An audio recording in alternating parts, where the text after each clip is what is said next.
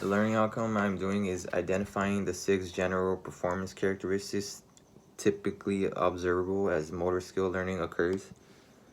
So one performance characteristic is improvement, and this is where an individual executes at a greater level uh, after they have practiced and than prior.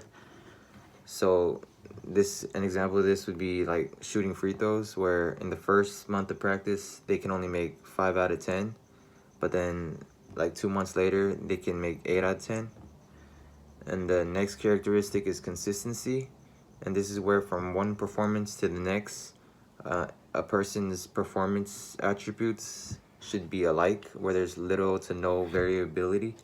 And this would be a person who was inconsistent at the start of practice, where they shot 50%, 70% on their free throws, but then as they built their skill and over time, they shot 80% consistently, like throughout. And then another characteristic is stability, and this is where as learning advances, the external or internal factors, which would be like internal would be like stress, and external would be like the weather conditions or like obstacles. And so as learning progresses, these factors have less impact on the performance. An example of this would be a person who's always nervous prior to learning the skill, but now that they gain the skill, they're less nervous because they're more confident in their ability.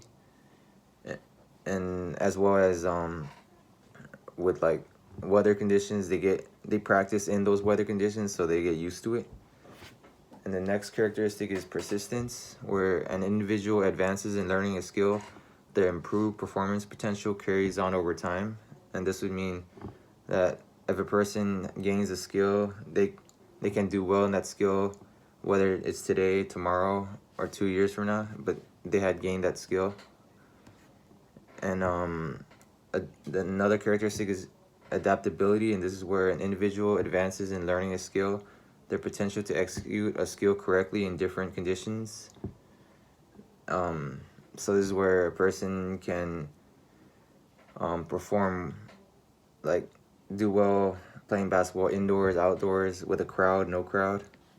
And then lastly is the reduction in attention demand. So as learning advances, the individual will be able to execute another activity at the same time. So a person could shoot a free throw while talking with someone.